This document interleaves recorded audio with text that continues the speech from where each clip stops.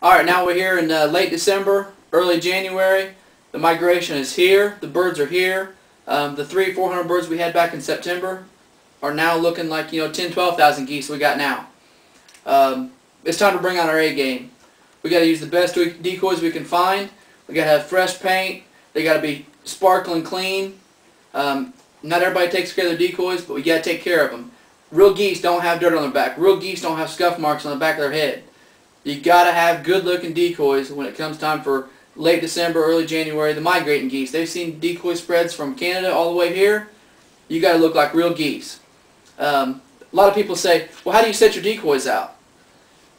That's kind of misleading. We really don't set our decoys out. We set our holes out. And what I mean by that is this. We get to the field, first thing we do is we unload our blinds. We use the corn stalks that are in that field. Not all corn stalks are the same color. We use the corn stalks that are in that field. We brush up our blinds. After we get that, we say, okay, which way is the wind coming? Where do we want the geese to land? We decide where we want the geese to land at. That is where we put our holes at. Everything else we fill up with decoys and make the geese land where we want them to in the holes that we left for them. Everybody puts out the U, the V, the J shape, the line, whatever. But does real geese do that? Well, if you drive down the road and look at them, yeah, they kind of look like they're a horseshoe shape. They look like they're a line, whatever. But over the top, do they really look like that? Absolutely not. There is no shape to any real decoys or any real geese in the field. It's random. They have holes here and there. They have holes there, whatever. That's what we try to duplicate with our decoys. We don't put them out in any specific shape. We put our holes where we want the geese to land at, and that's it. End of story. As far as calling goes, if you notice back in September, I didn't say anything at all about a flag. Have we used a flag in September? Yes. But do we use it regularly in September? Absolutely not. We don't want to show them the best we have in September. There's plenty of season now that we can show them more to our, our toolbox that we have to work with. So now we might have 3 or 4 guys out there hunting, and every one of us has a flag. But generally speaking, what we do is one guy, when we first see a flock of geese off in the distance, one guy will be doing the hail calling, everybody else will be running the flag. Can they hear us that far away? Who knows? They're definitely more likely to see us when they're that far away than they are to hear us. So we'll have maybe 3, 4, 5 guys running on the decoys with flags, making as much commotion as they can with these flags, and one guy calling. And that guy, only thing he's doing at this point in time is strictly hail calling. He just wants to get their attention. He's already got their vision attention. He wants to get their attention with their ears now. And that's just as simple. This is about the only thing that we ever use as far as calling that you'd see on a stage in a calling contest of the fancy stuff. And that's just the long, drawn-out hail call. And that's just simply...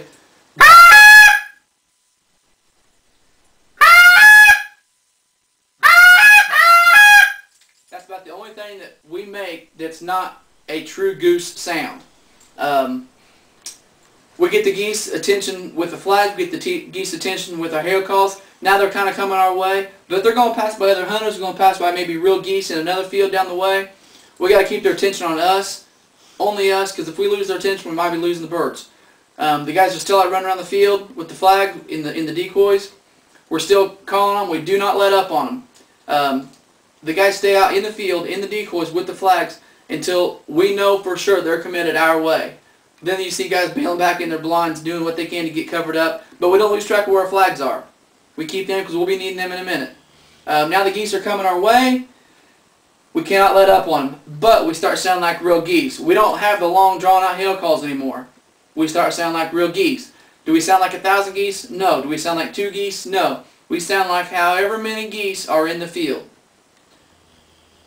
We duplicate that by the same scenario as like a shortstop and a second baseman that's been playing together all their life. They know what each other's going to do before they do it. And that's the way it is with us, the guys that I hunt with. We know what each guy's going to call like every time, just depending on the situation. So basically, by myself here, a scenario, okay, the geese are coming our way. There's still other geese in front of them. We're going to sound as loud and obnoxious as we can, but we're still going to make goose sounds. We're not going to make calling contest sounds.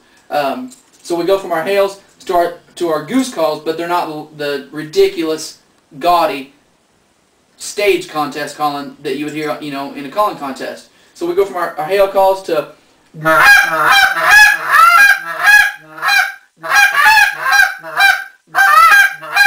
okay, yeah, it's still loud, but it's a sound that real geese make. Once they come on our way, they go past the other geese, they go past the other decoys. Now we can start toning it down a little bit and sounding like live geese with the volume of real geese. And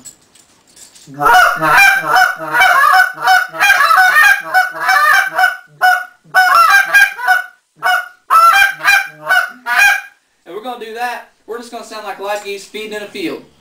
They get out there 100 yards or so, 150 yards, and they're almost to the edge of the decoys. Then we're going to back off of them even more, mixing some light moans, clucking, this type of stuff.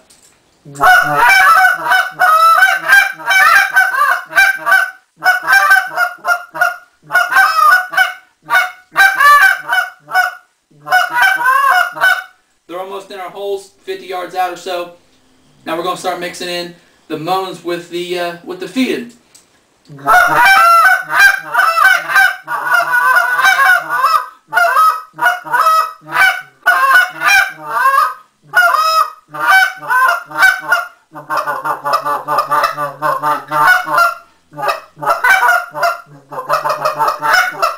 Uh-oh, they seen something they don't like. They're peeling wide. They're going away from us. We got to do something to get them back in here. We have nothing to lose. They've already seen something they don't like. Let's do what we can to get them back in here.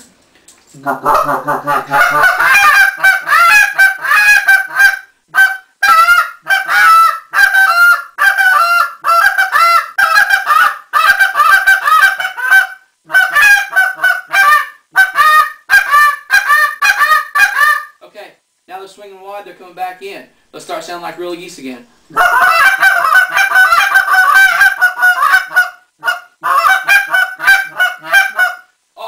They're wanting to sit down out there about 100 yards. They're not really sure of the decoys, but they're comfortable sitting down the field, but not in the holes we made for them. So they're way out there. Let's get them back up off the ground a little bit and bring them on in.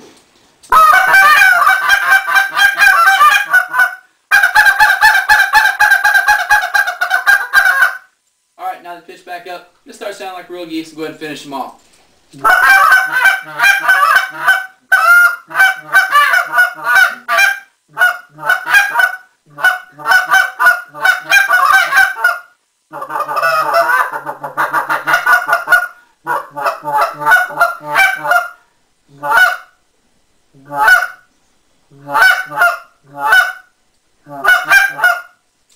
Now they're in our lap, feet down. It's time to look at their legs. Take some jewelry home with us.